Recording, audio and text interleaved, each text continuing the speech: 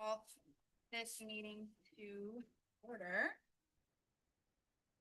Did everyone get a chance to look at the minutes from last month? Yes. Any changes that need to be made? Would anyone like to make a motion to approve the minutes? All in favor of approving the minutes as written? Aye. Any opposed? Great, the minutes from August 11th are approved as written. Okay, do we have any topics from the floor? Anyone online? Although I should say, this gentleman introduced himself that he is the one candidate that we received the application from. I just wanted to come to see which guys could. Oh, wonderful, welcome, thank you. Okay, no other topics, then is Paul here? He has an item on the agenda? I don't see him here. Okay.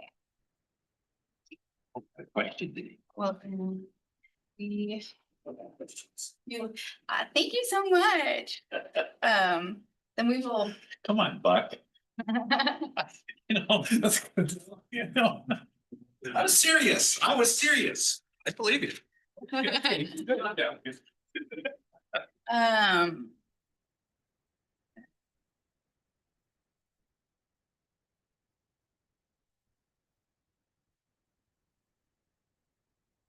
guess we can move on then to the roundtable question and see if Paul joins us here in a little bit. And so the roundtable questions again are just something that we've been doing for the last few meetings to get us all on the same page and remind us what we're doing and work cooperatively as a team. They've been a lot of fun for me. I know I've enjoyed them.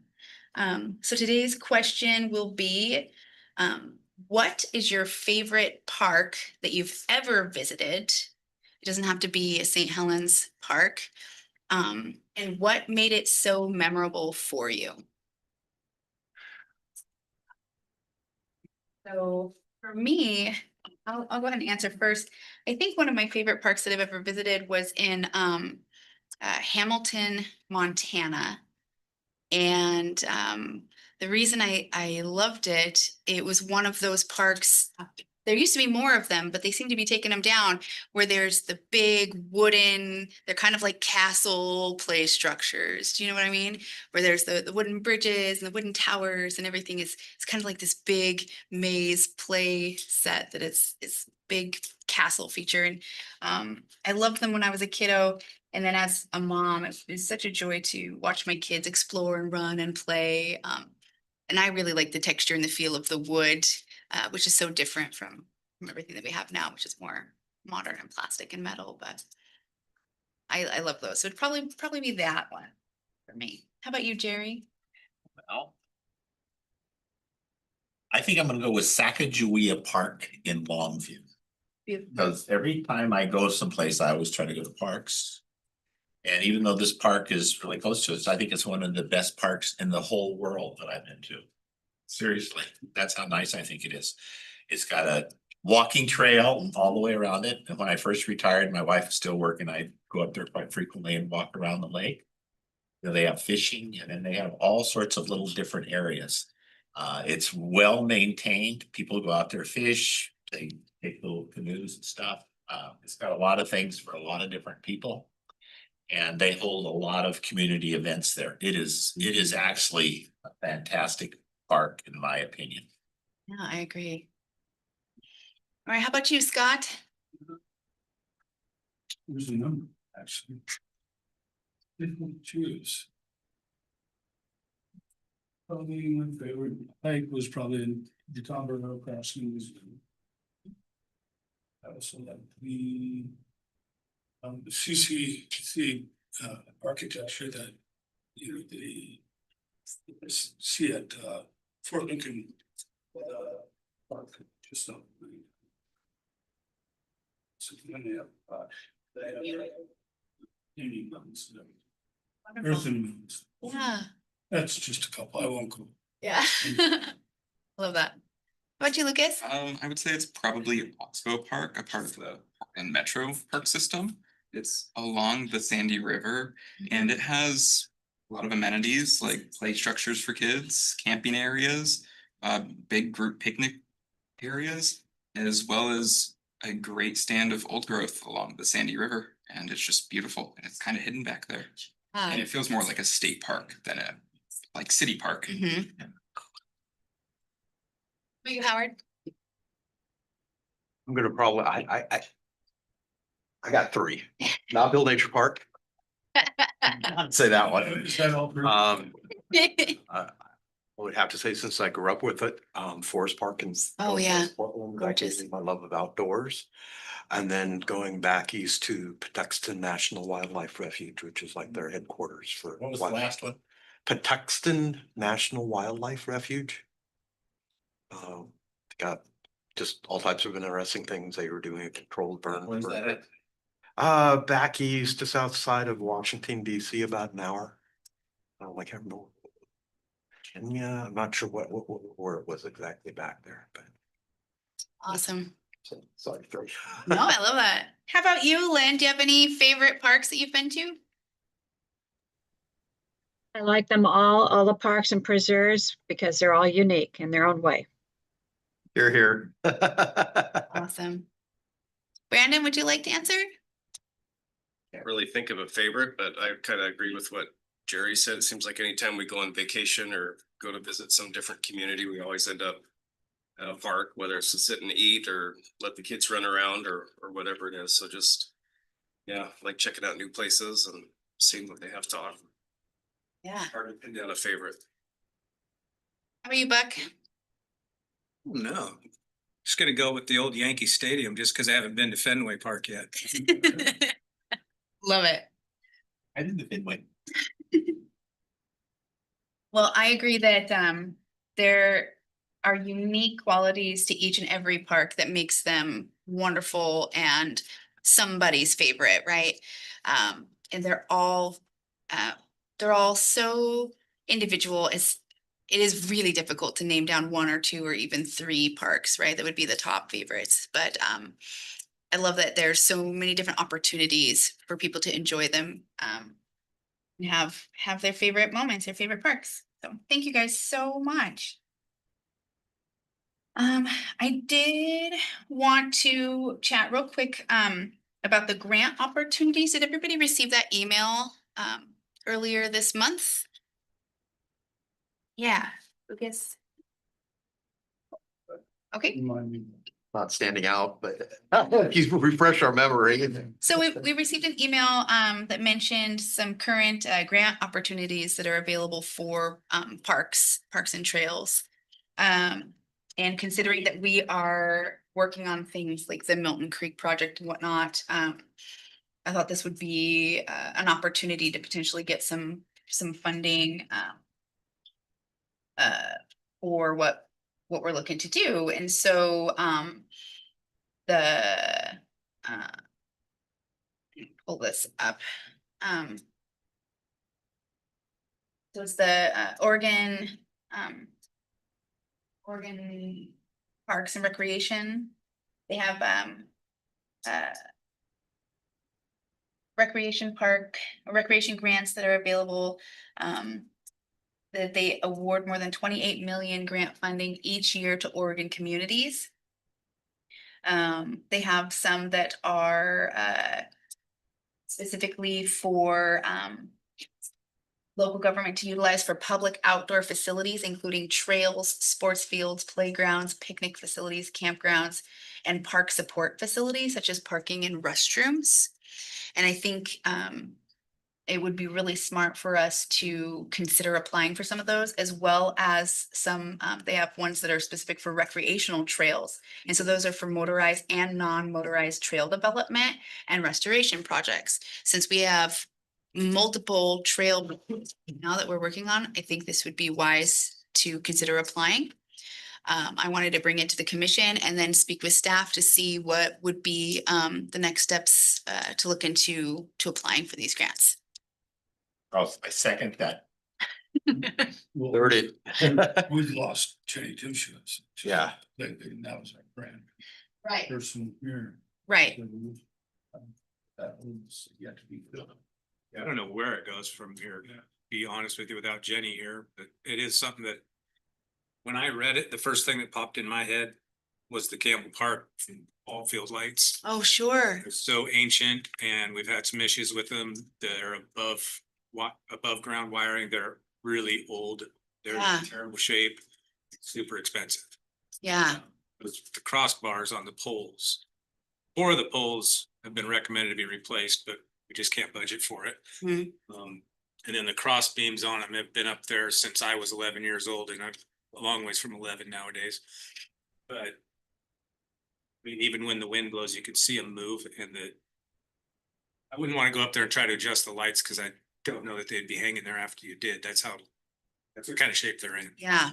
But yeah, any money we can get would be good. I just don't know the route for that, but those questions I can ask to people around and see, because I just don't know who on staff would be available, because some of it's, as you know, very time consuming. Correct. Yeah. We went through a big deal about this couple years ago about, Right. you know, because I was looking at the grants and some people were saying, well, you know, So I'm gonna go the same route that I went last week with planting that area that Howard wants to get replanted. Maybe Buck could talk to staff. And then next month, and come back to us and say, you know, what procedure are we going to use to do this, to make sure that, because I know before this, the city was really concerned that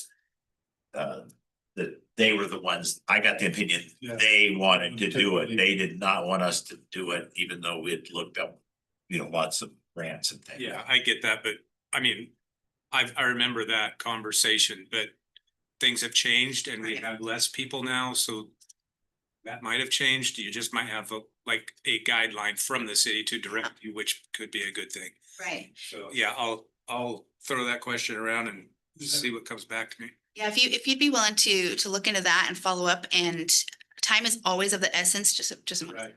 with these grants. And so if we could follow up sooner than later and try to make something happen. That's what I was gonna ask. Yeah. These different time sensitive. I have not looked into them thoroughly. They are, but there's quite a bit of time right now. You know how fast time goes by. Correct. Yeah, so I mean, I would love to see progress made towards them as soon as possible.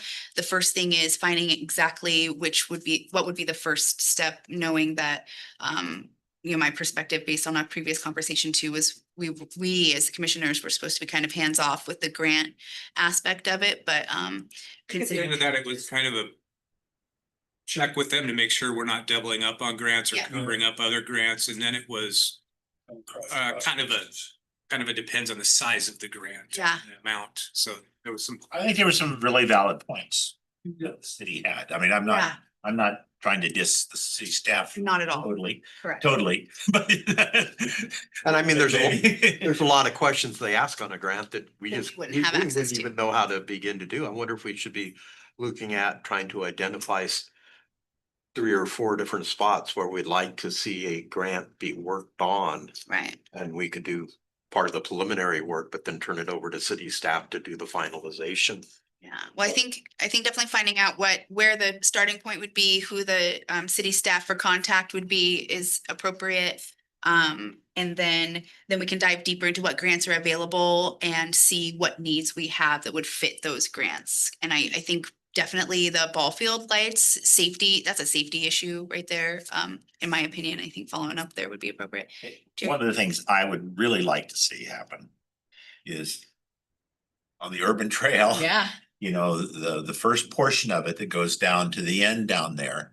I'd like to see that at least was temporarily, ADA accessible. So people that, that are in wheelchairs or other types of equipment could, do the lower circuit on that. And it's just, and I know when I brought it up before, people were saying, well, eventually that's going to be all developed as a riverfront trail, which is going to be fantastic. But that could be 5, 10, 15 years away.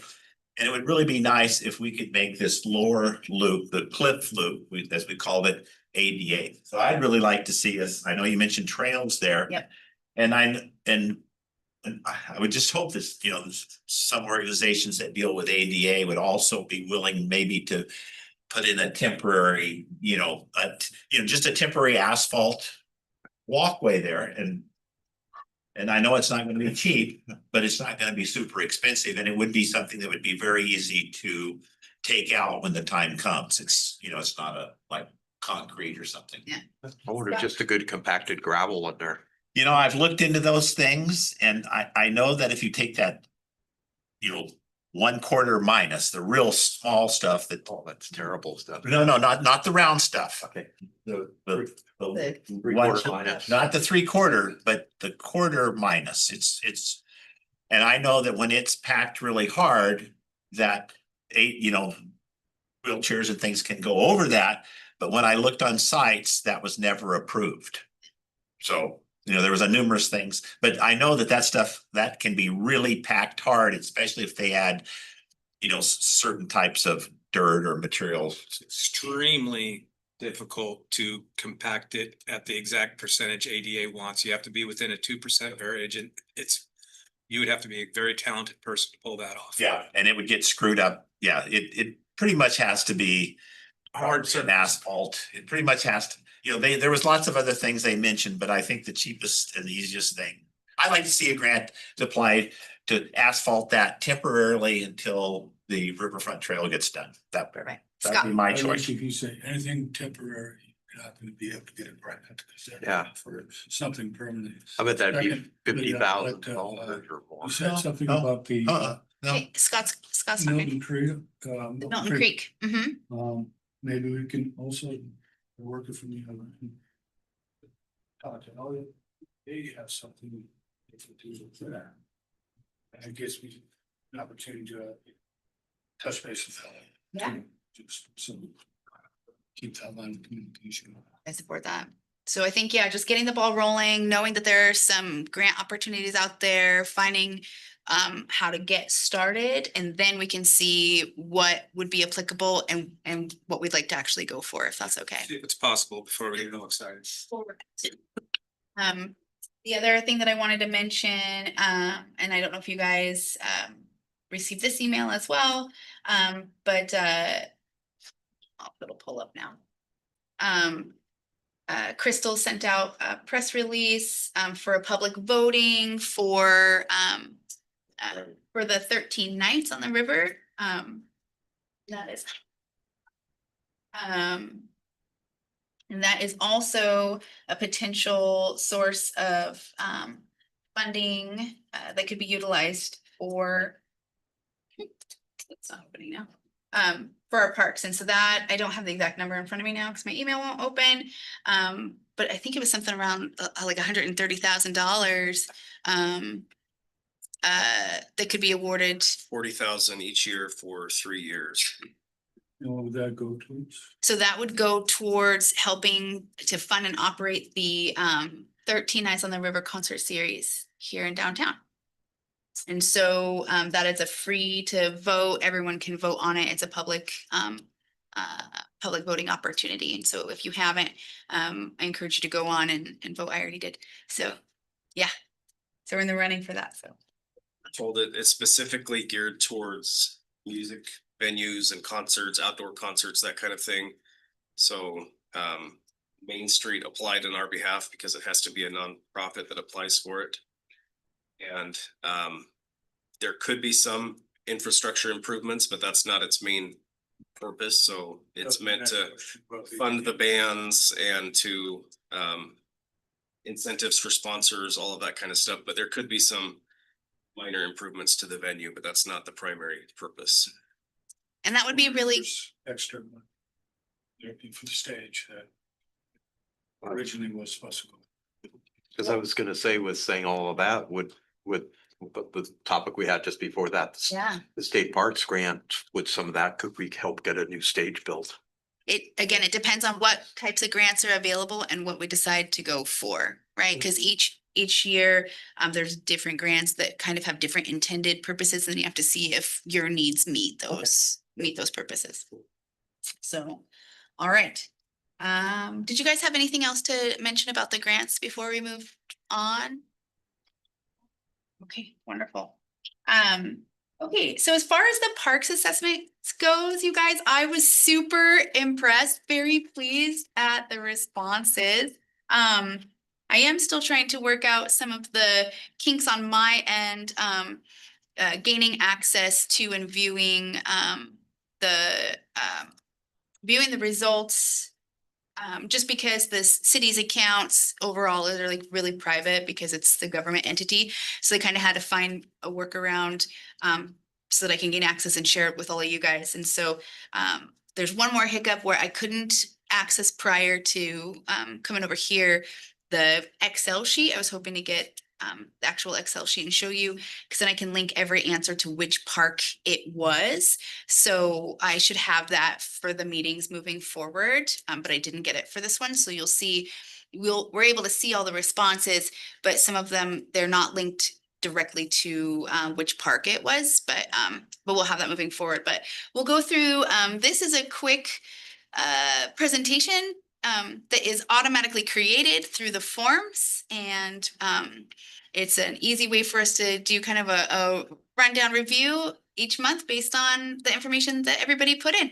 Before we get into the presentation itself, did you guys have any feedback filling out the forms?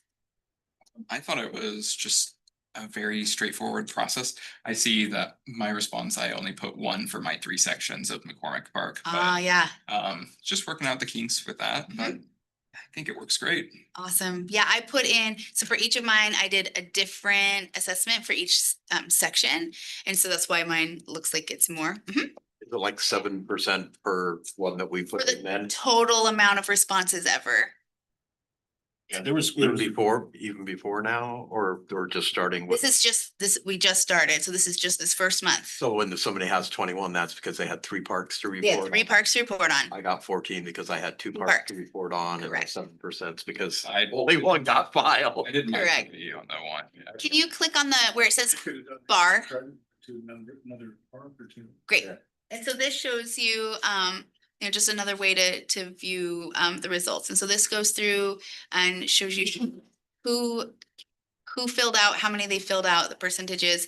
Like Lucas was saying, he did all of his parks assessments, but since it's in the general, McCormick just filled out for the one. So it's gonna make the statistics look as if there was less. And so I encourage you for each one Yeah, to do a different one. And then that way too, on the back end, when I have the Excel sheet, I know specifically which area that you're referring to. All right, so go ahead and click the next arrow.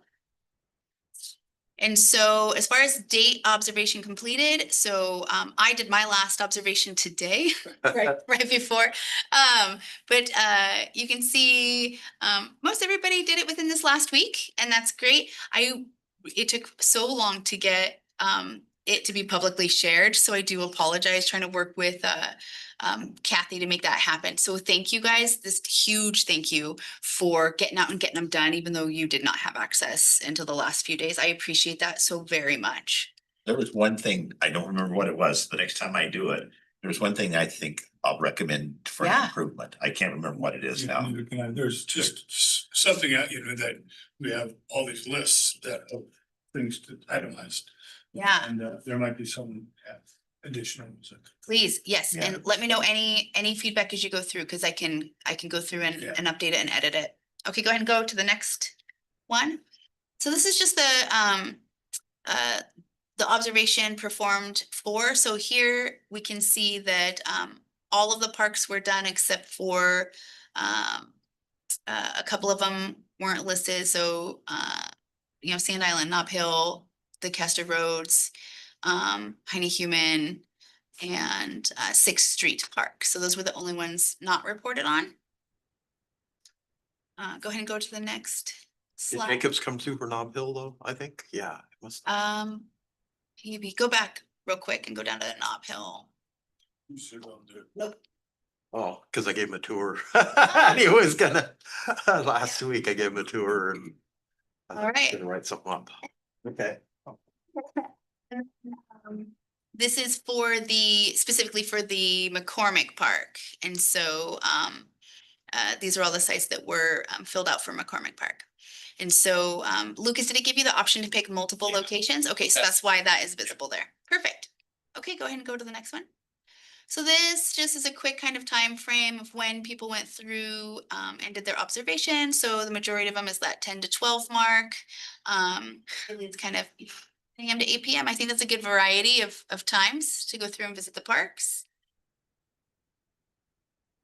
And just a quick weather conditions. It's been a beautiful, partly sunny and sunny time period. So it's been very nice.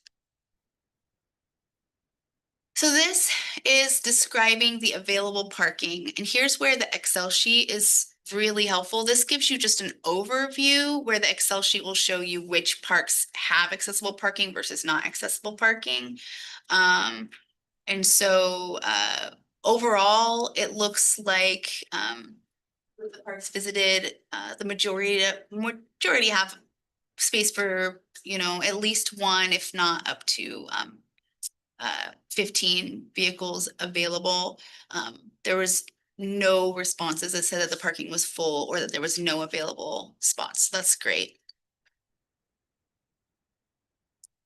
Out of the visits, 57% said they were patrons present at the park when they visited.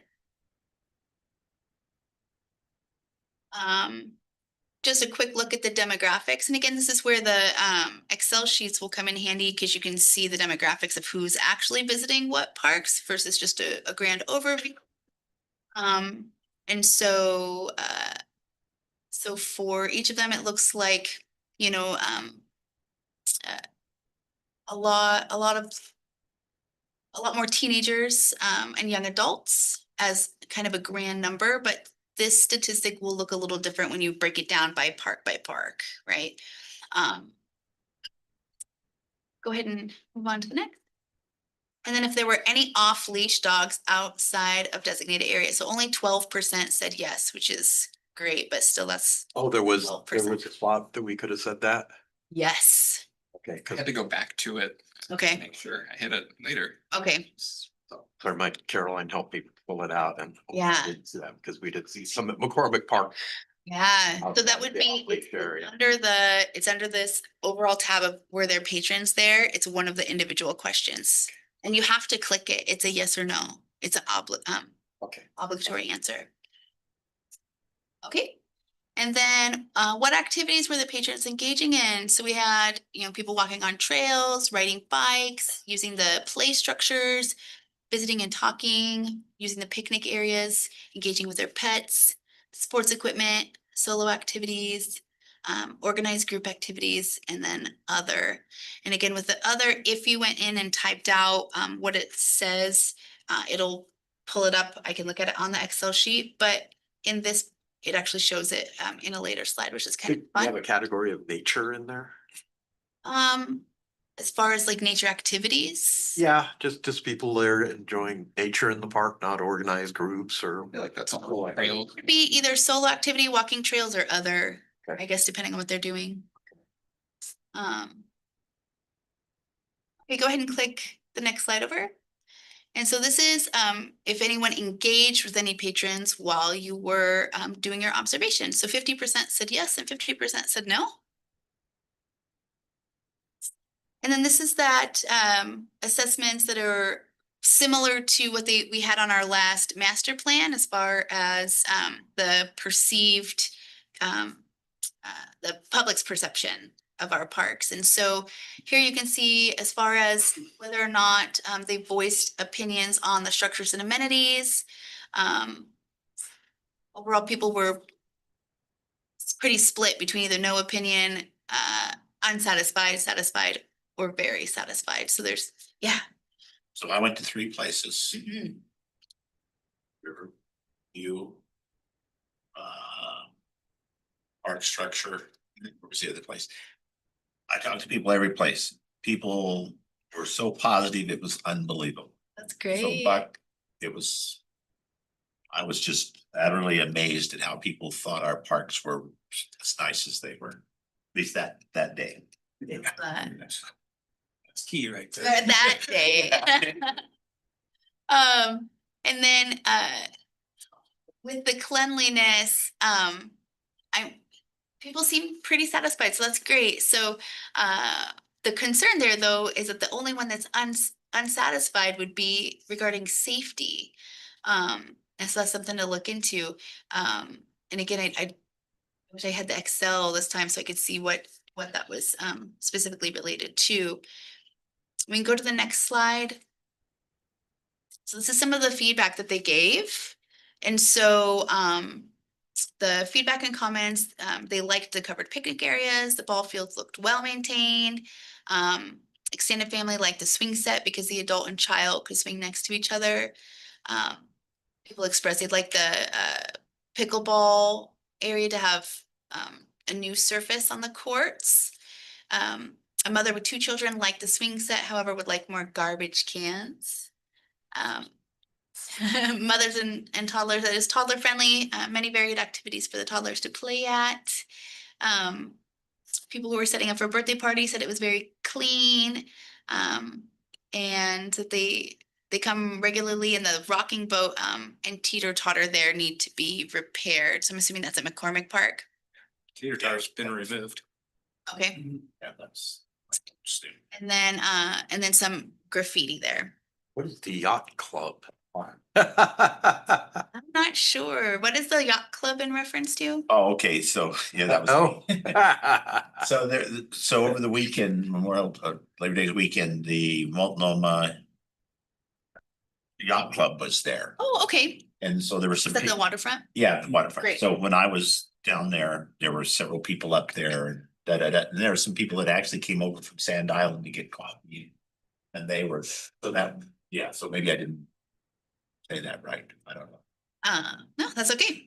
Well, and this is great that we can discuss it. Yes. Maybe that should be one of the spots that we should be assessing, maybe the docks.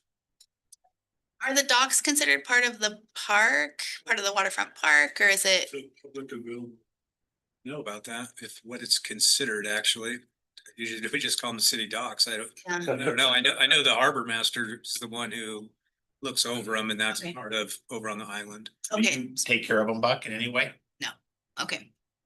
But Uh, it is the main art. Uh-huh. Publicly, so. we're gonna be talking about that today too, so we'll get to that. And then I love the comments of people not expecting such a beautiful park. Happy to see that the Sand Island is well maintained and beautiful, and where they can go to get a latte. I love that. All right. Now, were there any safety issues or potential conditions of harm to patrons? 21% said yes, so we're gonna look at that real quick. There were issues with some of the play equipment, issues with the bathroom structures, and then evidence of unauthorized camping. So, there was unauthorized camping under the bridge near the trails, as well as in a picnic area near the park restrooms. And this was my comment over at McCormick Park. Understood. Yeah, and so while I was doing this, I wanted to know what would be the protocol, if any, for us as we're out and we're doing our assessments and we see, you know, the one example of camping was right there in one of the picnic sites next to the restroom facility at McCormick Park. Is there a way for us or protocol for us to report? If it's during our regular work hours, you can contact myself or Tori. And what about off hours? Then call non-emergency dispatch. Okay. Which is 397-1521, Mhm. and just report it that way. And usually if code enforcement's on, they'll respond, or they'll send an officer there. Okay, It's usually there's the same 3-4 people all the time. Yeah. And the officers all know who they are. yeah. So we can't get commissioner badges. I don't know that I'm gonna wear. And on Amazon, you can, yeah. But yeah, there were multiple examples of the camping at McCormick Park. And then it says a rubber rung on a ladder is broken. And where was that at? Is that Campbell? At Campbell Park. On the play structure, there's a ladder that goes up. Red rungs, I do not remember the color. same ladder we've had problems. It's a with. rubber one and We have replacements. You still- I bet Cameron's already found it. Be great, I will check on that. great. And then an overfilled toilet with muck on the floor. And where was that at? That was very close, At Gray Cliffs. but it was all right. I'm the perpetrator there. You have a plunger in there, huh? But what I like about that is that kind of gives a quick little task list for Buck and for maintenance of like, those are the big things this month that were, hey, we observed these things. And then we can, you know, report to you this way and hopefully they get attended to. Overall, does the park appear clean and well maintained? Overall, 64% said yes, 35% said no. Which was the park center that there was more no's at? So again, I need to pull up the Excel sheet in order to look at that. I know that I marked yes for the McCormick Park trails and whatnot, and I probably should have put no because there was trash, dirty dog bags, and feces around on the trails, even though the garbage cans were not even half full. I also put it, it was Labor Day weekend, Yeah, and so at the veteran one all there, overfilled. Then they're pulled out of the trash receptacles, the bags and stuff like that, and there's, just regular debris from trees and that. So, today when I went through Dalton Lake, there's a ton of trash. And areas, I don't know, if some of it is remnants from unauthorized camping or whatnot, but there's quite a bit throughout there, but, a big issue with pet waste on the ground and, It's huge. bagged and not bagged, which blows my mind. And in the walking trails in McCormick Park, the little baggy dispenser is full and yet there's still, I got a phone call from a gentleman today. He used to be a school teacher at St. Helens High School and he's not anymore. And he's started to walk around downtown and his comment was all the dog waste in the bags. And he said he wanted to volunteer and all he wanted was a grabber and a bucket. And he said he would go around while he's walking and pick it up all the time. And just more power to you. I mean, That's I what- can't keep up with it. so what I told my husband is when I do these assessments, I'm going to have to get like a grabber and a bag, to go and pick it up. I didn't have anything when we went this time, but it became very apparent that is, I never understood the bag it and then just throw it on the ground. yeah. I don't either. I found them in bushes, in the trees, throughout the disc golf course, just tossed up into the bushes. Because they feel guilty because someone saw their dog doing the act, so they grab it, walk for about 5 minutes with it or nobody around, chuck it. There's garbage cans throughout the And the entire. garbage can thing, if we put out more cans. Yeah. It's just more waste from people's homes. Right. And it's the same people will call and say, we need more garbage cans down here. I'm like, well, I can tell all this trash came from your place right here. Well, that's what I told that lady at Campbell when she said she'd like more garbage cans. And I Yeah. says, well, the city, there's a reason they're not putting them out because people put their garbage in. We have 60 garbage cans out, well, more than that now. And that takes one guy 2.5 hours to drive around and grab them. Yeah, It's a lot. We did throw some invasive plants in one of them the other day. I mean, that's But fine, that's- but when someone's filling it with their household garbage every Yeah. single day. Yeah. That's their trip every morning is go dump the trash. yeah, we found an abundance of alcohol containers and stuff in the disc golf garbage cans, so, Yeah, I've seen. yeah. Quite a few. And serving since. But now that's technically not legal in our city parks. If they're consuming it in the parks, right, they're not allowed. Especially if you're It's not doing allowed. a It's- frisbee, there's and signage hurt there. They- somebody. They know it's illegal. All right, so. And there is no smoking. Right. We can move on to the next one. And then are there any structures or amenities that need attention? 35% said yes. Mostly the playground equipment, some of the bathroom structures, and then other, and again, it'll go to the comments. So swings, who put swings? Possibly the missing ones over at the park. Okay, Keep calling it the mom. The wrong name. Well, that begins with a G, isn't it? Godfrey? Godfrey. But didn't you say that because of Yeah. the regulations, it's very expensive to, Be extremely expensive. I I mean, was just there. we literally can't put the swings back on because the structure's so old. Gotcha. So should that, just a thought, should maybe that swing be pulled out, then that part? That's an option. We were looking into trying to get something manufactured to replace the fittings that hold the swings. But that's a whole liability because then the rest of the swing isn't to today's standards, so we really can't legally. My thinking on that, because I remember you said this, is that, you know, if we can't use it, let's get rid of it. Yeah. You know, put some dirt in there and then people won't, you know, and then. I'm sure there'd be some big holes from the concrete that's underneath that thing, but that's can all be filled in. That's not. Yeah, cause I think that would be, unless it would be, in my opinion, less likely to be complained about if the base structure was gone. Complete removal, rather than looking like part of it's there, it's just not fully. Crazy if they've been down, we took them down and we decided, well, let's see what kind of complaints that we get. Then we'll go by, driven by complaint. That one in like 20 months. Okay, great, that's not which bad. is Insane. I thought it'd be a lot of complaints. One person called and said, when are we getting the swings? We explained it and he's like, Okay, great.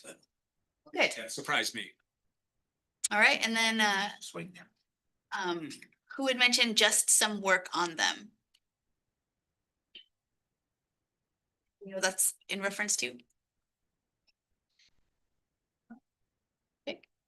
And again, if I have the Excel sheet, I'll be able to look at that more closely and be able to decipher some of that. And then we talked about the rubber ring on the ladder.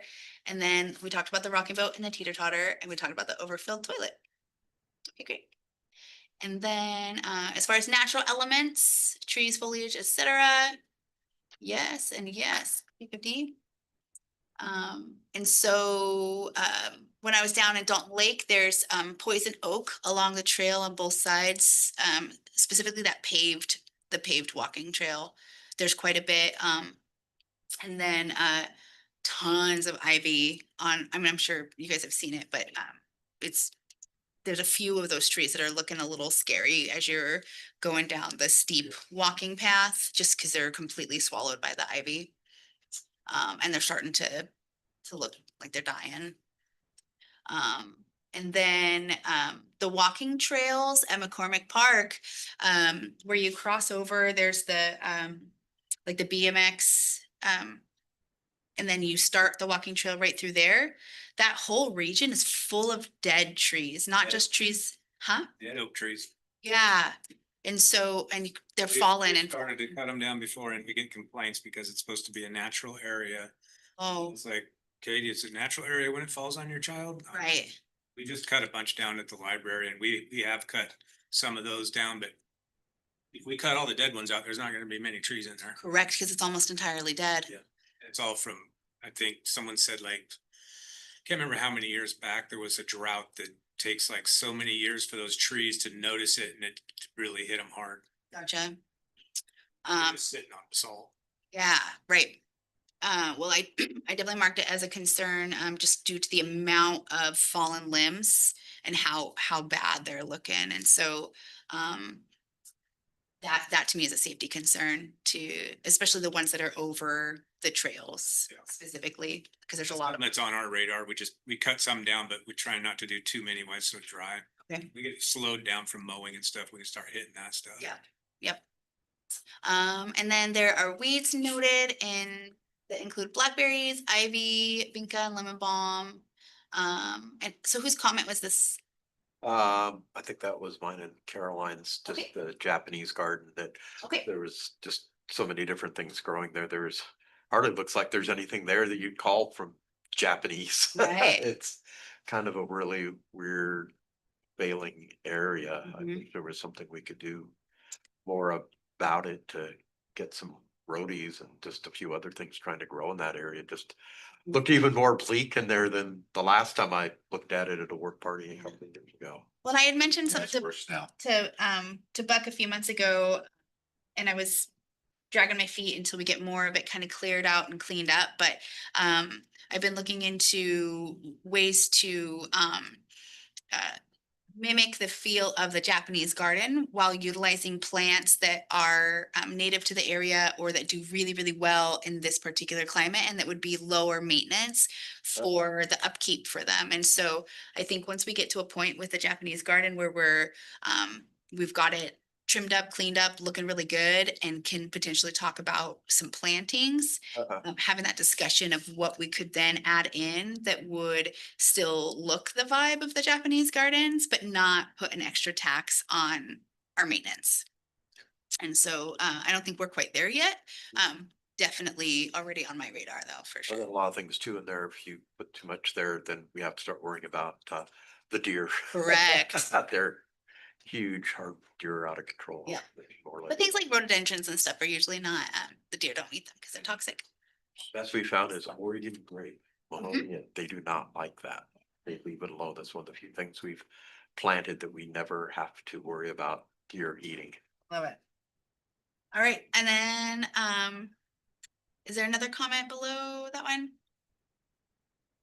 Ivy and Holly, where was that mentioned at? The park over here on Street, that whole. Godfrey? Oh, yeah. That whole ravine. If nothing else, it'd be great if we could get the mature ivy off of the trees because there's a few trees in there that are so covered. It's gonna be affecting them. And then when you get it mature on trees, that's where more of the birds eat the berries than Yeah. the berries spread them more. So there's several trees in there that really somehow we need to try to get in there and girdle. I know the Watershed Council had a joint thing in there once with us many years ago. And we got a lot of the trees, but that's something we need to look at again, is trying to get the ivy at least off the trees that are down there. Cause a lot of in that valley were covered. Yeah. thick with ivy. Yeah, I know we did a work party on that a couple years ago that I was part of, but it is definitely due. And then, some sticks, on the paved area. This is Dorothy, or. Okay.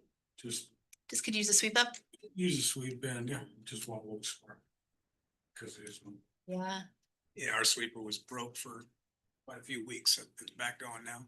Okay, great. And then, more trees. You know, that's in reference to? No, okay.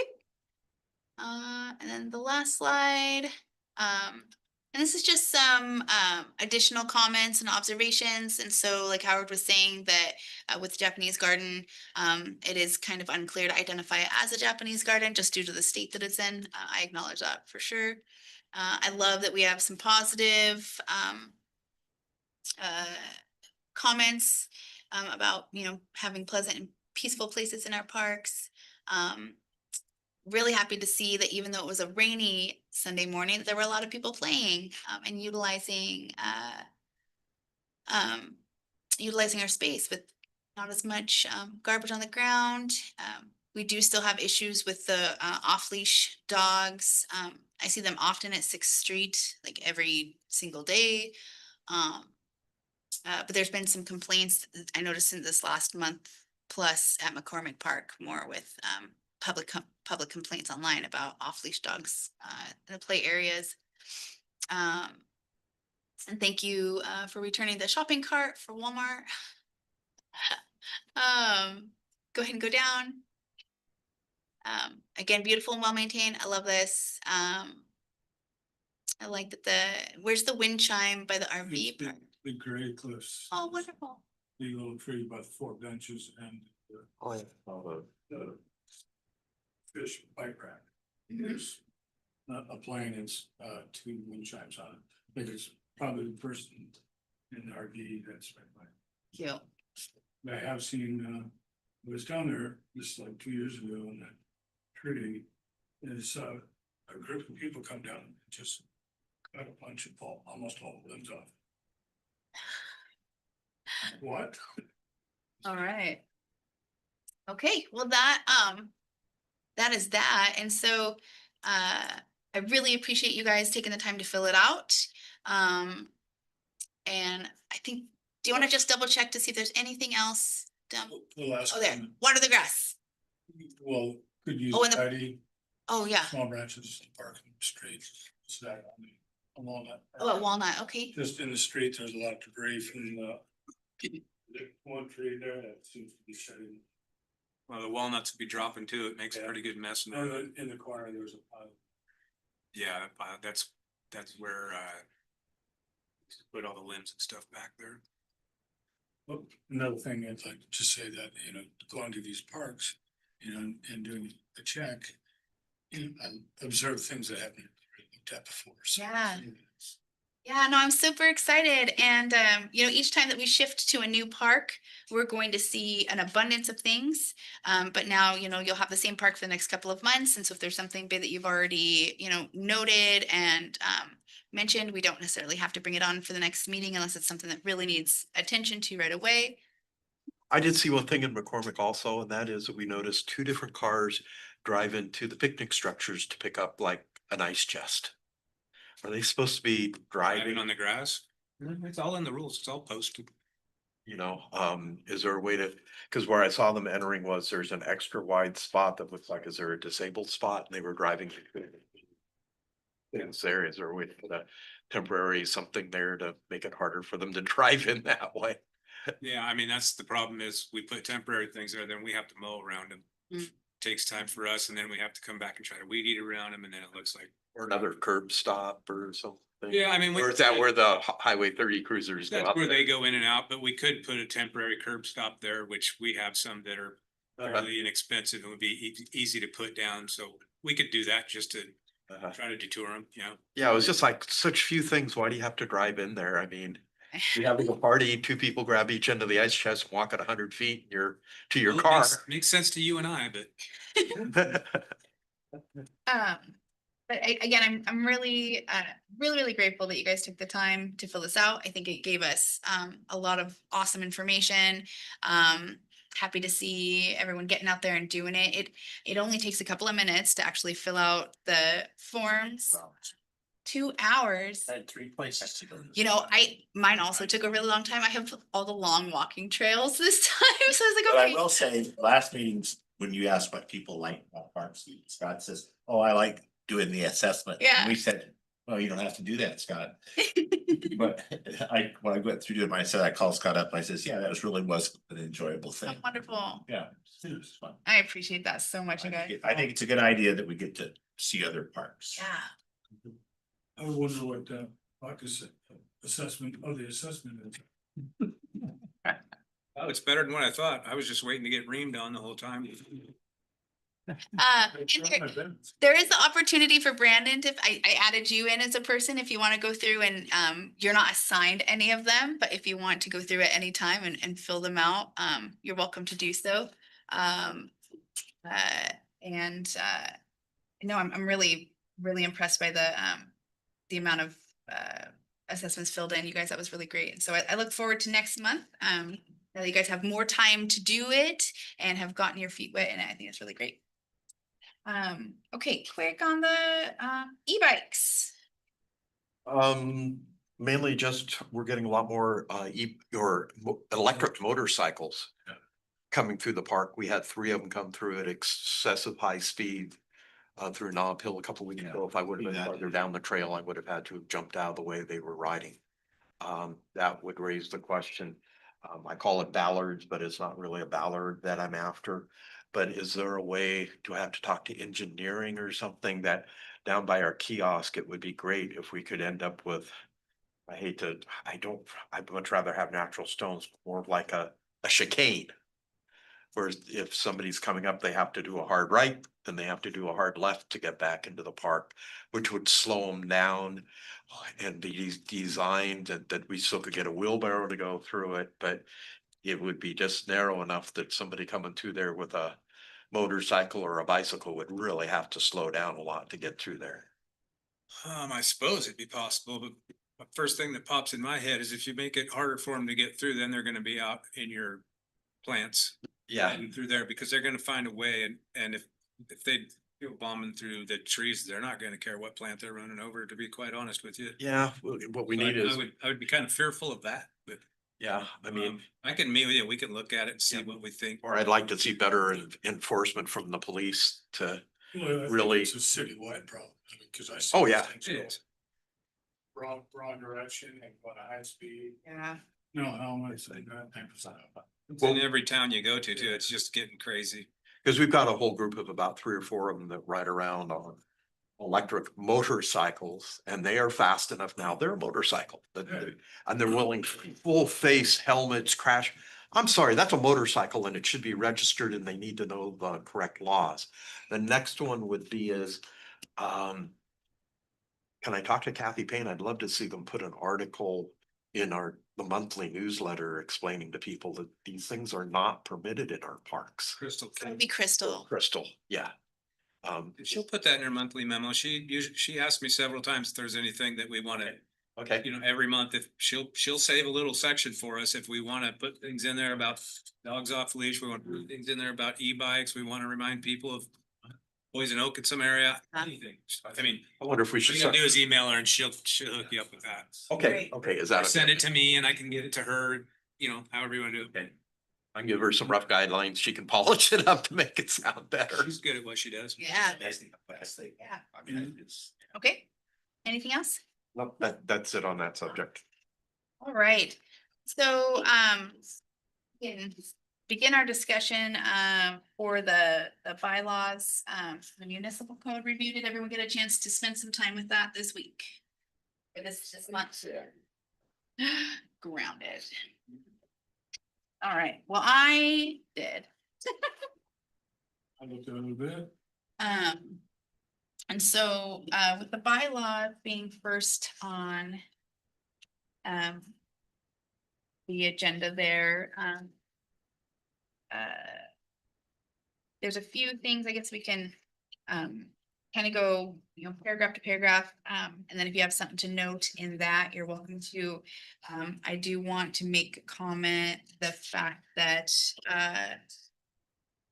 in the Article 10 amendment, that any amendments must be submitted in writing to each member prior to the meeting, and then they can be approved by city council. So this will be a discussion of anything that we would like to see amended, but then we will have to officially write it up Yeah. prior to the next meeting, approve it, and then it can go to city council for changes. So is there anything in Article 1 that anyone had questions, comments, suggested edits?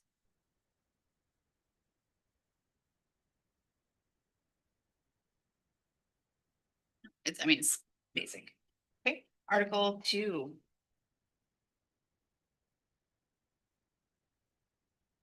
This is where I had one comment, and this is in alignment with what we discussed at the last meeting, and that is that the bylaws state that there are additional responsibilities. Or actually, for Article 1, excuse me, that there are additional responsibilities outlined in the municipal code, which we're gonna get to later, but in Article 2, it's, are we still allowing?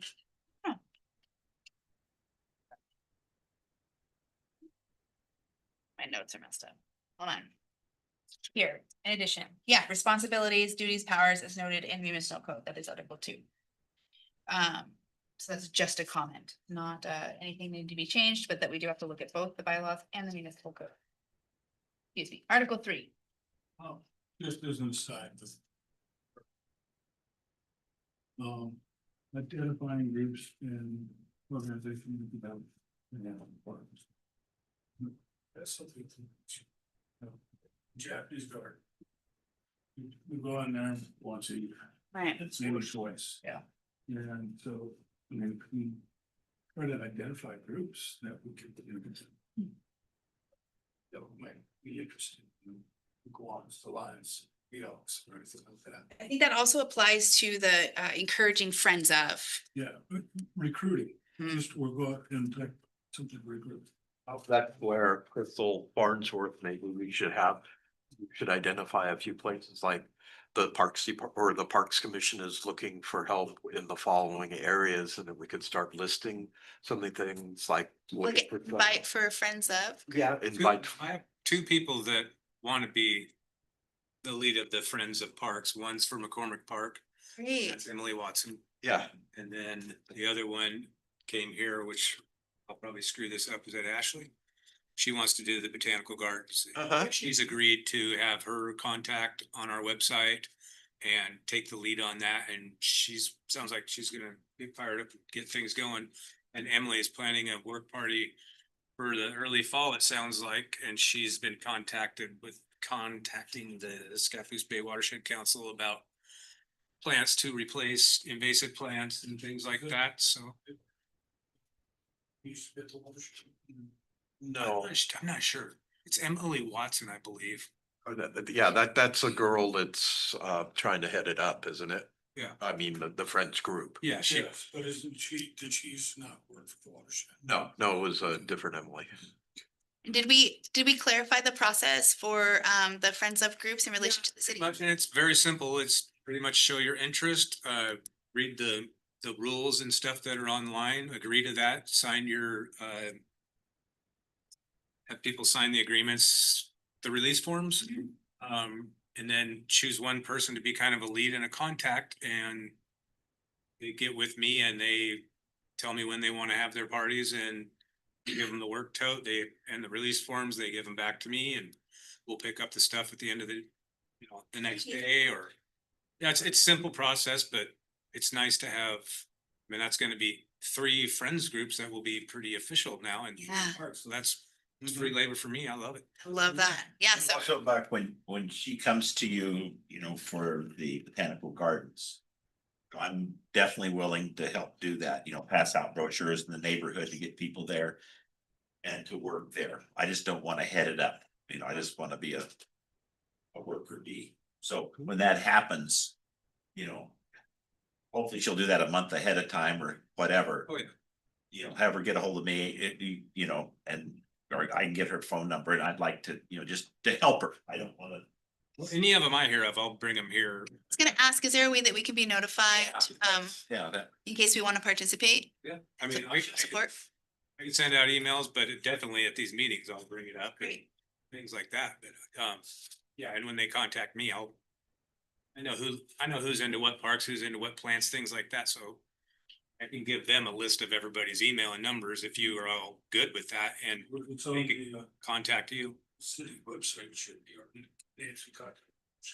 Yeah. Yeah. Being a little more specific on like, So that we shouldn't have any reservations. yeah, absolutely. Yep. My only question is, how does a friend group interact with this group? What's that relationship look like? Are they just out there doing things without the knowledge of this group, or how does that? Well, that's part of what I was kind of wondering too, is like, how has that been defined? Like what is the city's? That would be on me as the middleman yeah, I would to communicate with you guys. And I have one of those today later, but. Also, the other question I had was, what's the benefit of a friends group over somebody that just wants to volunteer? Because anybody could come in today and say, I want to volunteer at the Columbia Botanical Gardens, and they could go down there and work and do their thing. So what's the benefit of somebody just being a volunteer and having this organized? Well, here's what I think. I got 2 comments. One, I think that they can get a larger group together and they might stick with it on a longer basis. Cause I know we worked down there 2 or 3 years. We worked on the, I just got tired of doing it. So, they might have an extended period of time, and then when they organize it, then they get more people there, I think. And then the other thing is when they talk to Buck, what are they gonna do there? And that's probably a conversation that Buck needs to have with the person that's heading up the, besides just, like. Jacob and I was down at the Botanical Gardens last week, and we spent an hour or so down there just walking around. We could have done some stuff, you know what I mean? But there's definitely some things that need to be done down there, and who's the friends can say, hey, I think this needs to be done, and Buck says, well, I think this needs to be done, Yes.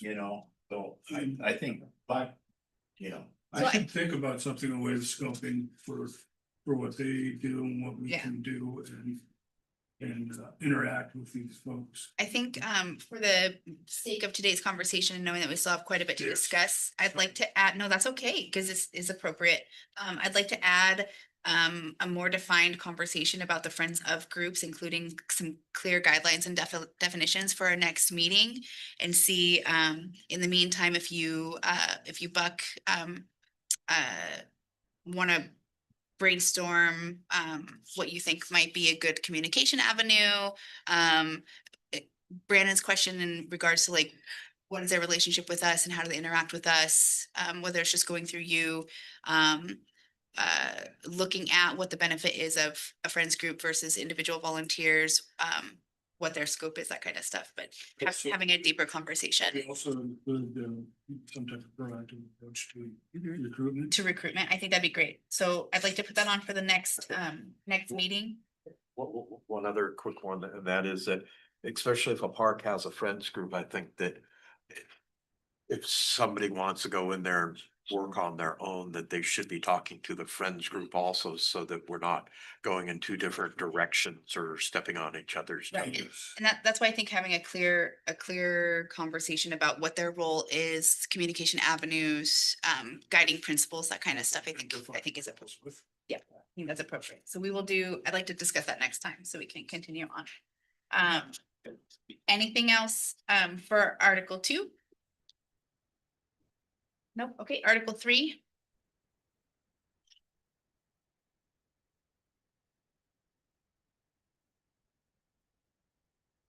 Okay, Article 4.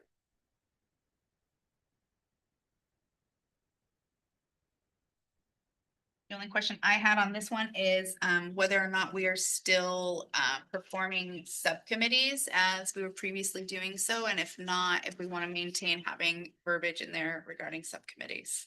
I think the city attorney was supposed to be looking at it, reviewing it, like, whether subcommittees. Okay, So viable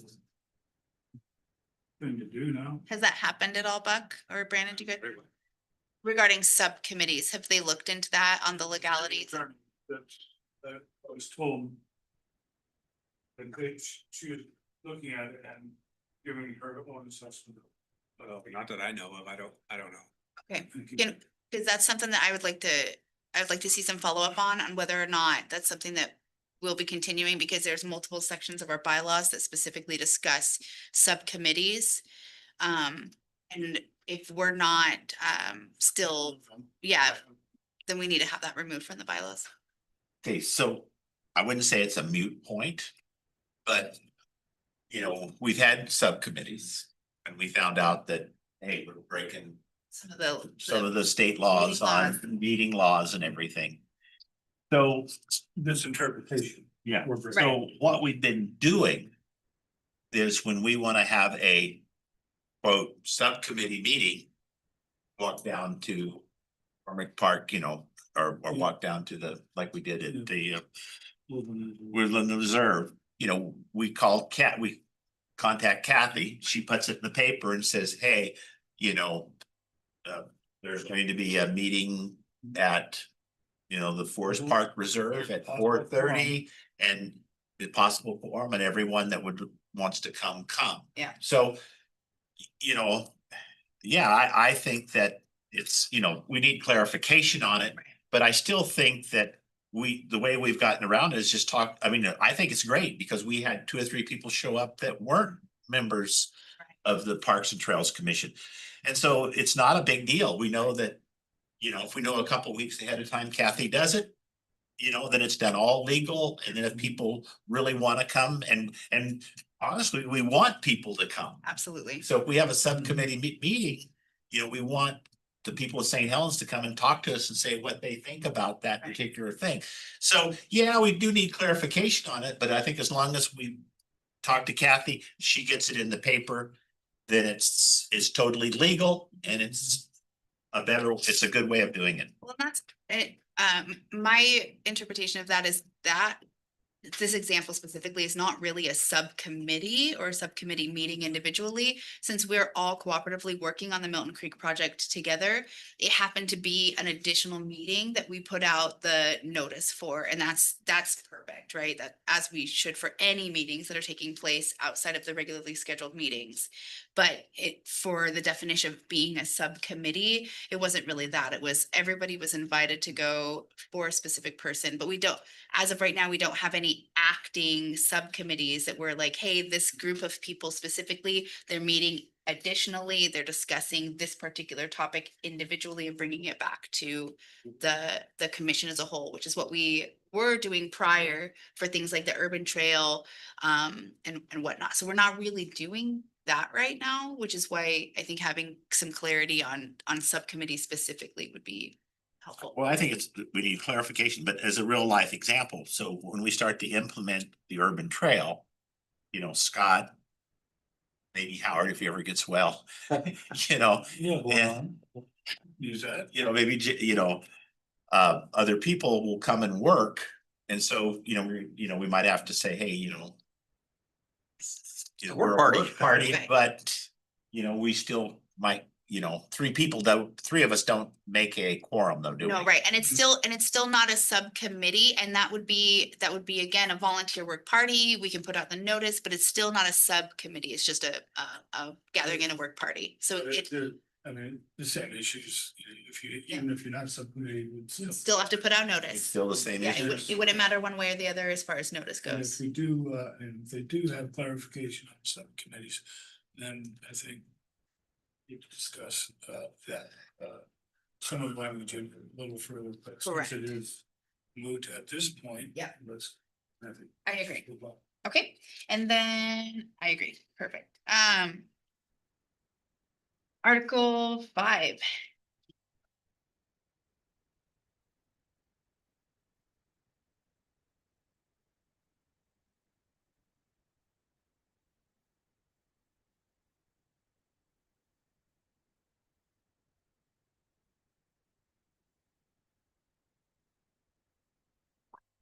Yeah, I didn't see anything there, that was an issue. You're welcome to look at mine. It's easier for you to see. The only thing that I highlighted is the fact that it does state that, nothing in this section shall be deemed to limit the number of terms of these officers may ultimately serve.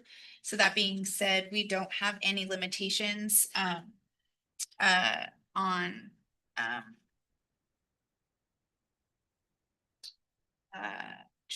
I think I skipped over Article 4, but, we don't have any limitations on, the frequency, that offices can be held or, whether or not they could be held consecutively.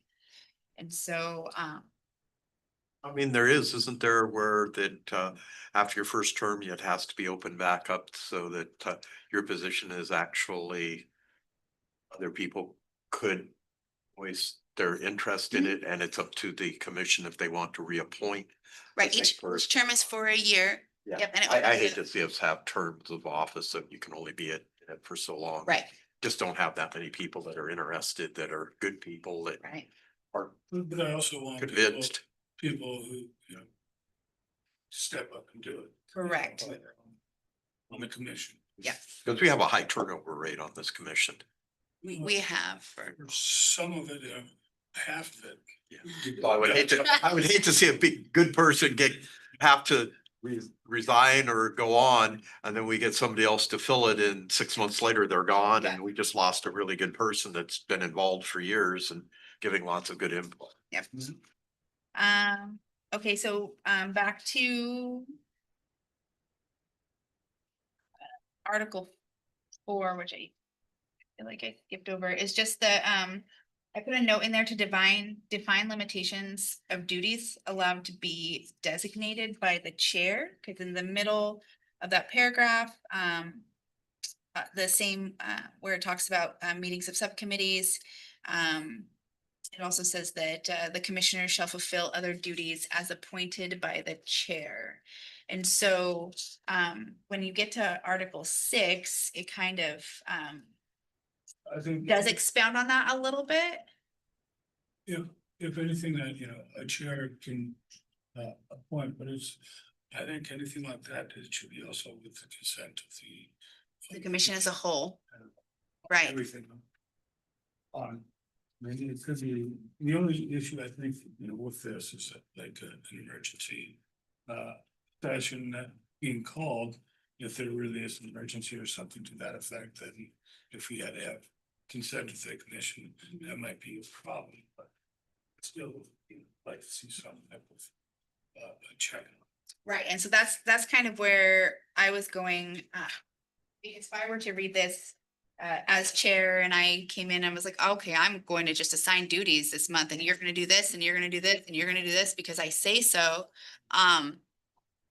There's nothing in here that says I can't do that. But you might just be like here alone. Then. Well, I'm sure I would. But I didn't know if any of you guys felt that that was a concern enough to maybe add in language, I think Just- it should be clear. with approval of the Commission. commission.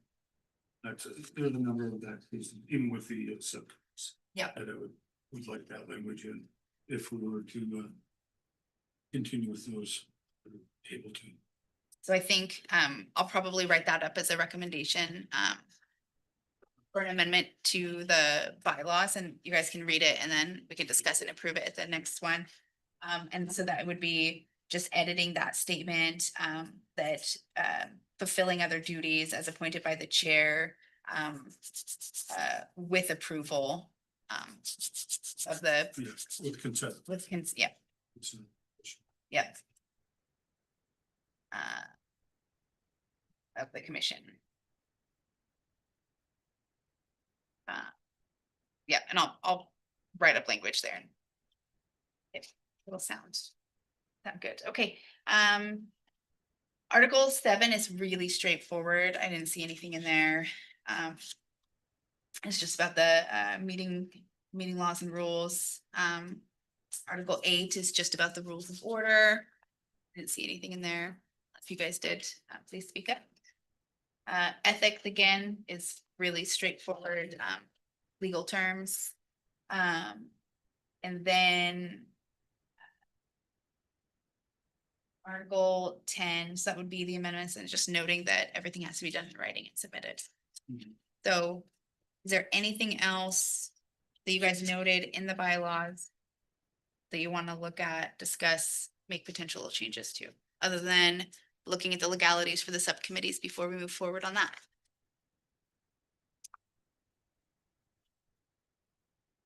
Nope, okay.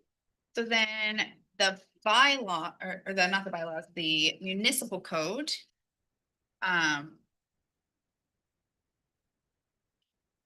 That we kind of got stuck there last time. There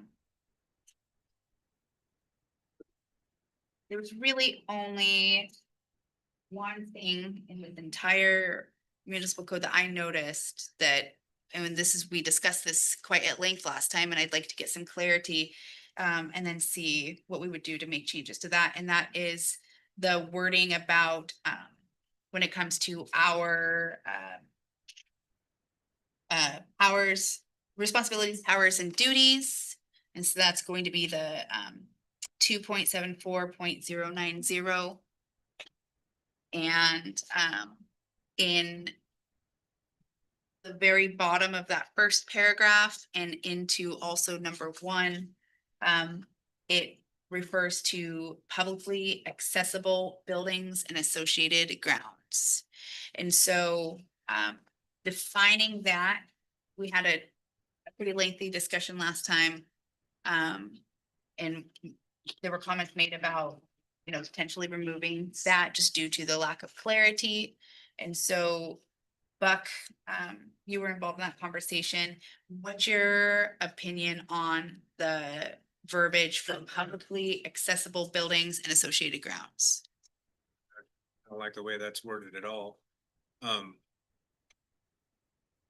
I would remove that, but I don't know if you want something on there that says, I mean, it already says maintenance of public parks. So if there's a shed on a public park, if there's a concession stand on a public park, there's a trail. I mean, that's already covered. So I think. Correct. I think you the publicly accessible buildings and associated grounds altogether, just end it at public squares, I agree. And so clean it up. in both of those, that last paragraph, or excuse me, the that first paragraph, and then section 1, I think it would be wise to remove just the wording about publicly accessible buildings and associated grounds. Now, with the municipal code, we cannot vote or make those recommendations ourselves because it is city's municipal code. But we, as a commission, can make a motion to recommend to city council to have that removed from the municipal code. And so, Scott, Are we not having a joint session with the council? in October, This could be something that we can bring up there because they might have, some input of what okay, Which date? building in, what they think, and then we could kind of define it from that. okay. Do you guys want to wait then and, Yeah. wait until our joint meeting to discuss that with city council in person? And if we could have our liaison with the rest of the council. And, just give me a heads up, to let them think about it. I can join the meeting.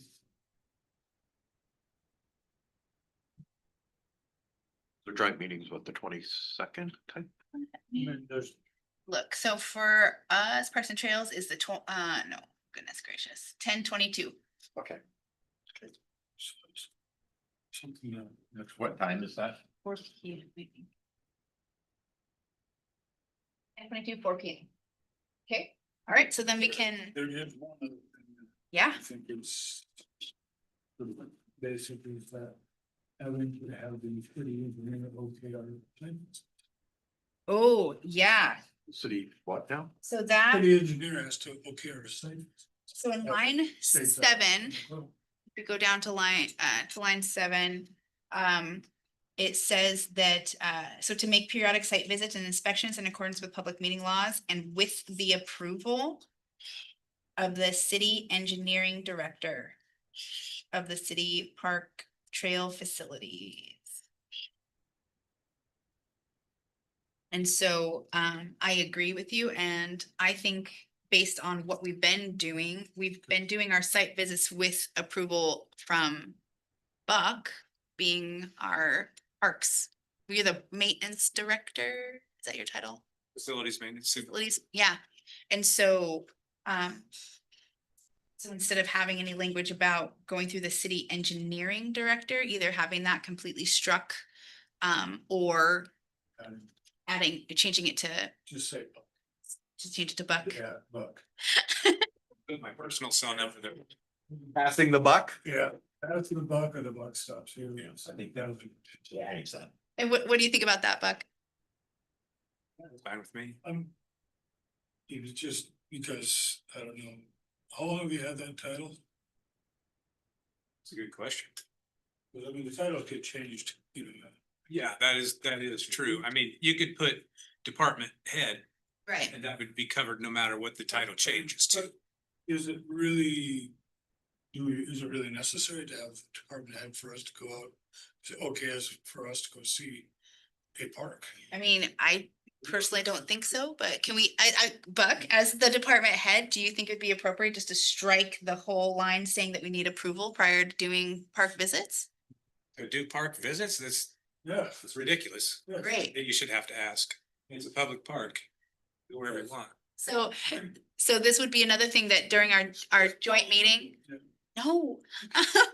That, I agree. I think that's, I think the line is not necessary. Yeah. It could be removed. And you want to discuss that with the city council also when we have our joint meeting? We could, or we could just say, take it on ourselves. But I think, because. Well, this one would be easier to request just a strike and a change. Yeah. And so I was like, we could get a jump on it by just doing the language first, voting on it, and then, Would anyone like to make a motion? well, we have to submit it in writing. No, not for the municipal code, because this is a recommendation going to city council for them to discuss and Let's have our liaison. I just think it would be nice if you had everything, all of your notes together, all of your recommended changes, at the same time. rather than piecemeal. I think it would be helpful to have it all in one document. Just trying to streamline it so we wouldn't have you spend. Whether it's struck out or you have notes on additions, whatever, but I think it would be more Just for the- efficient to have it all together. Just for the, try to be brief with during The joint meeting. I was just trying to get rid of this stuff. Well, then maybe we can have, since we. Unless anyone else has other discussion on it, are all in approval of striking that line, but we're waiting for discussion with city council for the other one. Then we can make those recommendations at our meeting following our joint meeting. City council based on the conversation that's specifically about the public accessible buildings. We don't even have to discuss this one with them. Yeah, that's what I was thinking. Yeah. You know, Okay. but I mean, we can also do the.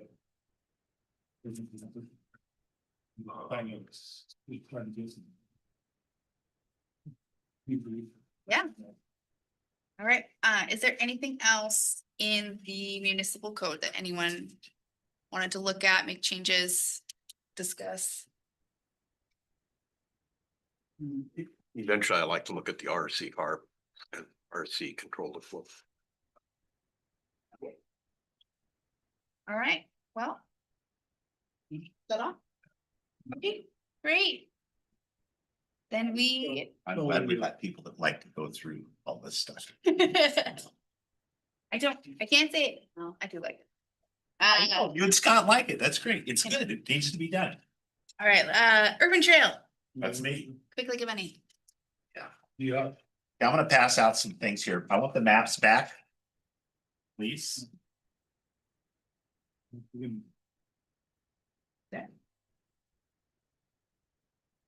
These all the same. Yeah, they're all the same.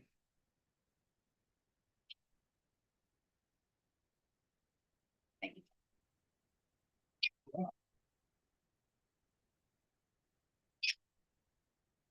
you.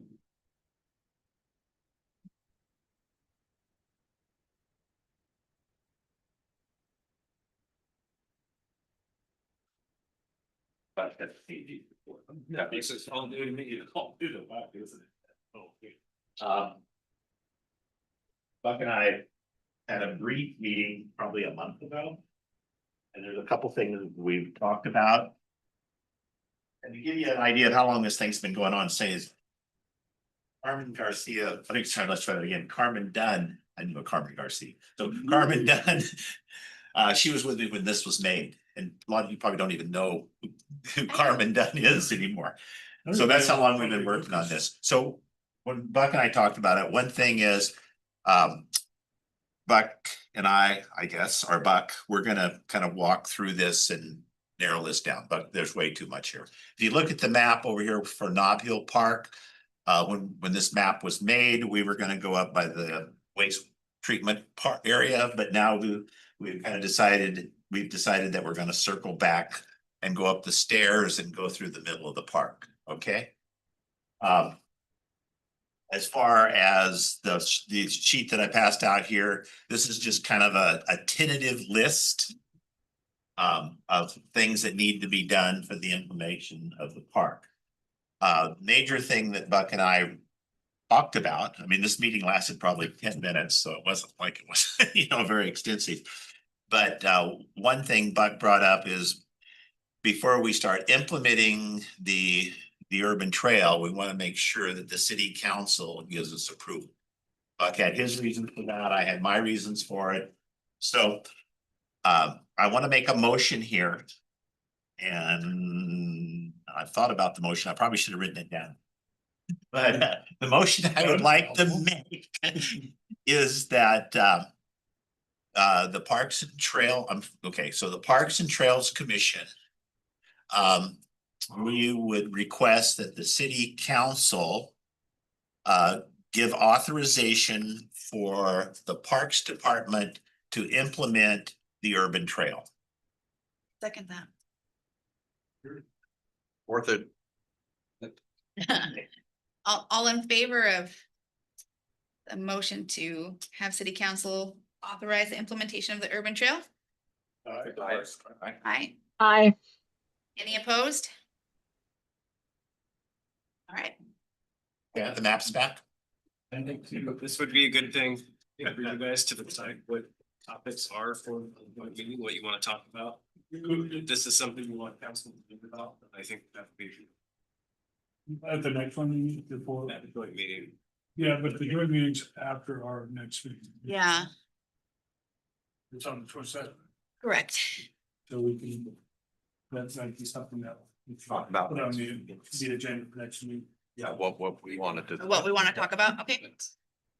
And just an update on the templates for the marking. So my cricket grew legs and walked away.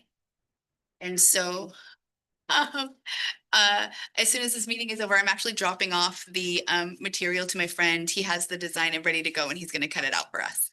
And so I was going to cut them out myself, but my maker machine walked away as with a bunch of stuff that went missing from my garage after we let people stay at my house. So my apologies. But that will be cut and ready to go this week. So do you want me to just drop it off to you as soon as they're cut? And how many of those do you want me to cut? Is it difficult to cut them? No. 5 too many? Okay. We'll give a chance for it to dry before you paint the next one. One's just for Jerry to hang on his wall. And I probably will put it in one in my workshop, yes. Good idea, Buck. All right. Anything else on the urban show? Well, you know, when this gets authorized, then, you know. We'll probably, I don't know, we'll start implementing it, you know, in probably October or November or something like that. Awesome. Okay, Milton Creek. Did you know that we talked about that? A little bit. Okay. I'm trying to go in depth with it. No worries. So we can discuss that more at the next meeting. Yeah. For sure. Okay, great. Did anyone have anything they wanted to talk about Milton? Oh, You go first. You, Okay. you're. I was looking at the 2015 master plan. yes. On page 46. It states that the park system falls short of the recommended level of service for nearly every park classification as the city's population is projected to grow. And the two park additions that would have the greatest effect in meeting the recommended level of service for Oregon are the addition of a community park and a nature park. And at that time, there's only 9.8 total acres of nature park, which are only included as Nob Hill and the Columbia Botanic Gardens. And what it was stating by 2020 is what we need to add is 26.3 acres of nature park. I don't know if I can find that. I wonder. Awesome. Interesting statistics. So it stuck out to me and I Yes. figured I would bring that. Selling point. It is. I've been commissioned to. Contact. Okay. And you were maybe gonna see about having Elliot come and talk to us sometime. I don't know if I thought I don't know if we have anything. Yeah, we don't have anything huge. To The discuss. I at think the moment. after They're our next meeting with the city council, the joint. I think having a, Yeah, yeah, some direction on that and, but I mean, it's good to be out. So. with the grants. Yeah. Yeah, that'd be great. Cause too, the port with the lack of money, what they're saying, I can't believe that they're saying that the Scappoose Bay Marina loses 500,000 a year. It just, to me, that's unbelievable. So Yeah. they're probably stretched pretty thin, what they're putting our tax base back in now. And Well, they're starting to try. Consistency. Yeah. Yeah, so. Alright, anything else on Milton Creek? What I'm looking for with Oh. him is, sorry, is. Maybe they have some way, grant. They have grant by me there or something. Might be able to, help some. Yeah, and see if they have any, potential avenues. I'm very curious to see what the city says as far as it'd be fun to walk that side of the creek too sometime. Permissions and. the other side where the port's property is. That we have, Oh, have you? yeah. There were bikes back there yesterday. Look, Or you did, or? There were two people around on dirt bikes, dirt bikes or electric? dirt bikes. Seeking clarification. All right. Anything else then? No. Okay, staff report. I don't have a whole lot. It's been business as usual. Today we did tear out the concrete footing for the old gazebo over here at Columbia Park. And leveled that. Right now it just looks like a big sandbox. And it'll probably be that way until Halloween Town's over, then we will start seeding it, do all that. If we do it now, it's just gonna be mud and destroyed, so. The rumor is that Treadway is going to have a temporary stage for their events during Halloween Town, and it will be moved back more where it was approved a long time ago to move the stage, if you remember that. And it was kind of turned, and then there was controversy about all that. So anyway, we're not getting into that topic, but that's But it's temporary, right? Yeah, it's just a pop-up stage like they had for 13 nights. just a temper. You got a tent back there last year. Yeah, the tents, that's my next thing. We just had a pre-event meeting a little while ago with Treadway about Halloween Town. And I brought this map. I only have one, but you guys can pass it around. And it does show where all their tents are gonna be, Great. where everything is, and not a whole lot in the park if you wanna take that, and pass it around. I can get people copies too, or if just someone wants to keep hanging on to one, you can have that. And we did meet with Howard for invasive removal with the work crew, and I think that went pretty well. Yeah. The thing I wanted to bring up about that was an email I got from Gilly, who I Yeah. believe is the one that was here. Yeah. And she recommends a mix of native grasses, wildflowers, and forbs, which is what she has told me. She gave me all the info to purchase.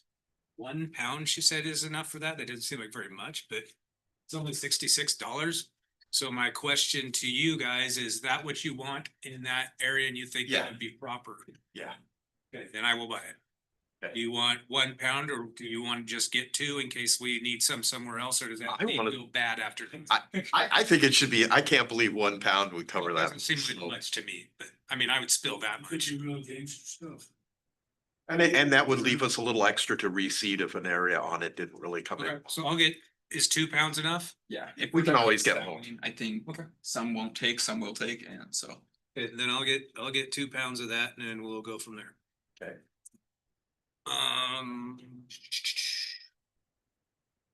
Lost Roger, he retired, so there goes my workhorse. Hopefully we will be getting another one. That job is out for bid, and I have 38 applicants right now, and that Nice. doesn't close until the end of the month, and a couple of them pretty good. So, Roger. Yeah, it's weird. Mandatory. Yeah, and that's pretty much what I have, other than Jerry Belcher asked me for some information about financial stuff for the Parks Department. And I have some paperwork that he can look at right here and let me know later in life if he has any questions. So much. All right. Counselors report. A lot, other than 13 nights has officially concluded, and I was gonna mention the voting. You already mentioned that, so encourage you to get on and vote and share that. It doesn't just have to be St. Helens residents voting on that. Anybody in the country can vote, so send it to anybody you know. It's, all it takes is a simple text or click a button online and consider yourself voted, so. The only other thing, in our last council meeting, some questions came up about Sand Island and the arrangement with the Sand Island Campground, which are some of the same discussions we've had here before. So if you have any lingering questions or concerns, please send them to me as soon as possible, and I can forward those on. But I believe at our next council meetings will be Did you have that discussion. John and Brad, Say that again, Scott. last, on the work session on the 3rd, I believe, didn't you, that was part of the agenda. So, send on John. Yeah, Brad did come and there were some questions, and it was decided to give him the opportunity to have those questions and then to come back with answers rather than bombard him with everything on the spot. So that'll be continuing. So if you have any questions or concerns, send them to me and then I can share them with the appropriate. And where can we view the contract between the city and? It's been sent to this group before. I don't know if Okay. anybody still has it. Reviewed it. I have it on my computer. I couldn't remember if I did or not.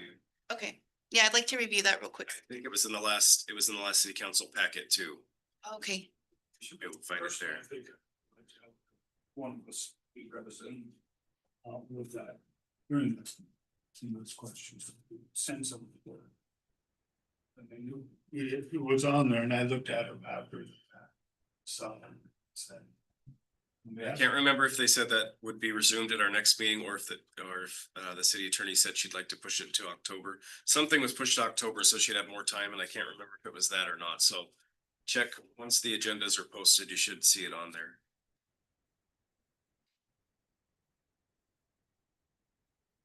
It's just be nice to have somebody there yet. Hopefully.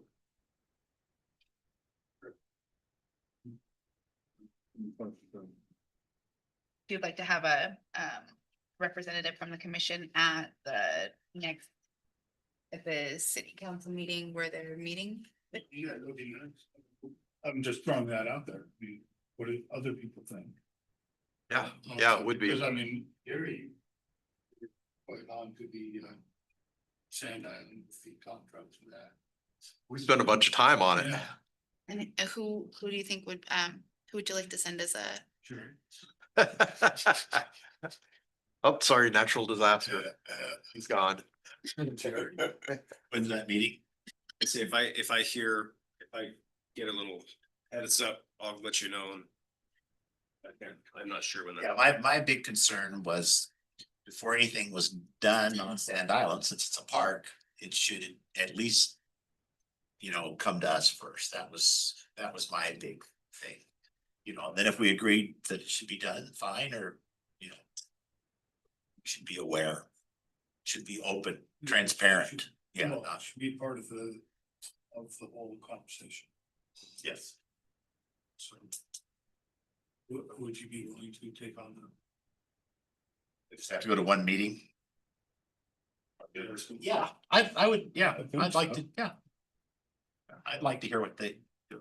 And if you're not available and I am, then I wouldn't have a problem going either as a representative. Me too. Yeah, you can too, Scott, yeah. No, I mean, we'll send. You guys are a lot more, We don't want to overwhelm them again. Right. You don't like it when we come in last. I don't know if they like it when I ask all the questions. so if we go to the meeting and I make a statement. Can I tell the city council that, like Scott said, we want to be a part of, you know, the discussion Yes. before Well, things happen? Yeah. Is everyone Yeah, comfortable? Cause that's really about all I really, you know, Well, as per our quote, you can show them 2.74.090 Right. and say. We're just looking to follow the code. Follow the code. Fulfill our duties and responsibilities is all. All right. Sorry, Brandon, did you have anything else? All right. I've got a bunch. Anything on the discussion items? Yeah. All right. Okay, I'll see if I can do this fast. Caroline realized she didn't give us a recap of our hours for the first 6 months of this year. So the front group, we got 350 hours, I believe, that we donated to the park in the first 6 months of the year. 60 or 70 of those hours was our spring work party. A thing for Buck, since my arm is down, is there a chance we could have the corrections crew go on the boardwalk? We've got a lot of, blackberries are growing across the boardwalk on Fifth Street and I'm about ready to, I think I can blow things off, but there's a bunch of stuff that's going across the boardwalk it's probably it's getting very narrow right now. So- When we do have the time, are you gonna be available to be on site? Yes, Cause if we just point, you're gonna log your whole park. no, it's just the boardwalk. So, yes, I believe I could be available. Just let me know when. If you don't hear from me in a bit, text me or call me. Okay. Also then too, we have received our next bench for Nob Hill. Is there a chance you guys could store that for us? You have before, It's at my house, so there's no way I can bring it to you. So if we could work out a time for somebody just to pop in and grab it, it's half-assedly in my driveway right now. And have you heard, has Tori gotten back to do the spot spraying in the park yet? Do you know? I don't know about that. I talked to him, but I don't have a definitive answer for that, but, Okay. I know it's on the board in his office, so if he hasn't, he'll be getting to you soon.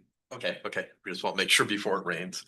Also, our dog sign that's by the kiosk down there that says dogs pick up after your dog and dogs on leash has become, you can't even read it anymore. It's totally faded out, so it needs to have a new sign there. Where are those signs at? It's the one by the entrance across from the sewage treatment plant where it says Nob Hill Nature Park, and then we've got the small little sign that says the doggy stuff. You know, also, do we have to, the kiosk that I was talking about at the bottom of the railroad tie staircase? I just want to make sure that's on your agenda at some point or to. It is. I have to seek approval of its location first. Okay.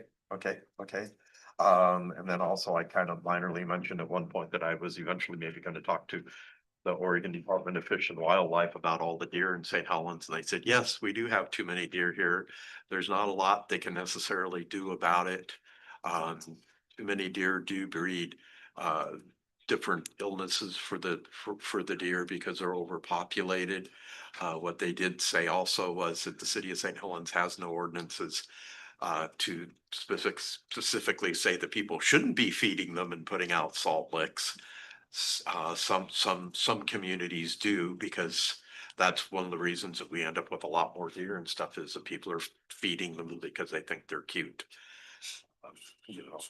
The other one that surprised me very much was if you live in the city, technically only for your property, they would issue you a hazing permit to be able to haze the deer off your property, including, if I understood them correctly, using a paintball gun. As long as it was on your property and as long as it did not hurt them. So it was very interesting that, I mean, I got it. I don't have a paintball gun or anything, but I thought it'd be an interesting one to actually have that particular permit. This sounds like Done.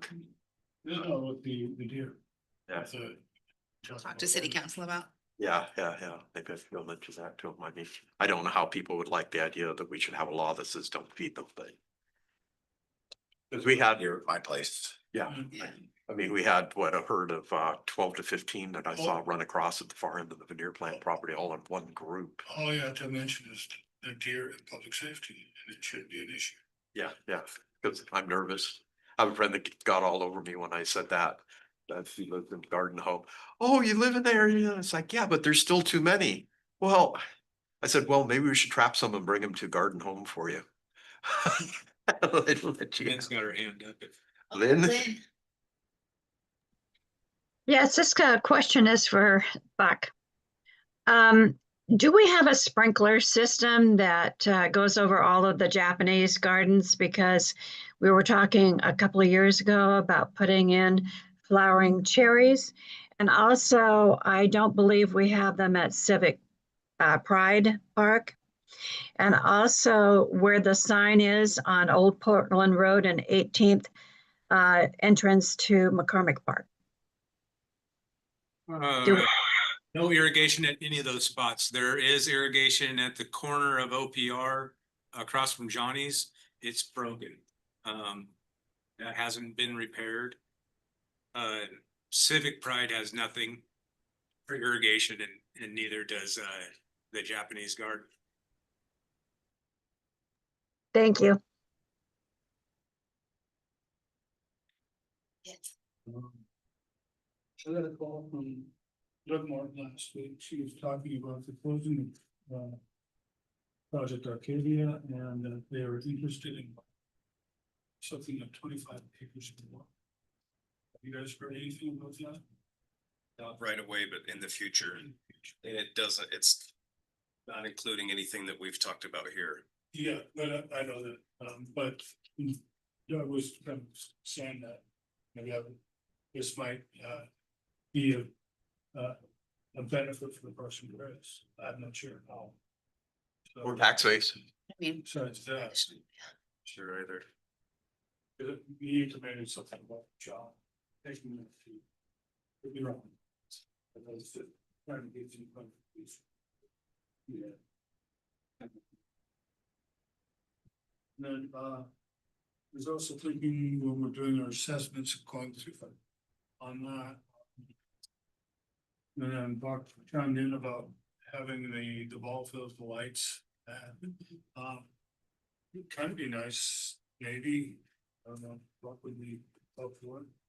Have a public works assessment of a park each month, what, you know, the issues are with particular park, you know. For instance, you know, like with the wagon, all that. Give us a rundown what you guys are, I can rat myself out. yeah, what you guys are seeing on the ground from your vantage point. Yeah, that makes sense. More of an assessment. is that something that you're wanting us to create that he has to complete or just, It wouldn't be so fun, but, okay? you know, Cause I see that as part of his like staff report, yeah. Yeah, self-reporting. it's just, you know, more specific. Cause I mean, like with the lights, I mean, we mentioned that before, might have. I probably haven't. Yeah, that's something that'd be easy to do for a staff report. I could just pick a park and tell you the goods and bads of what I think, Yeah, That'd be great.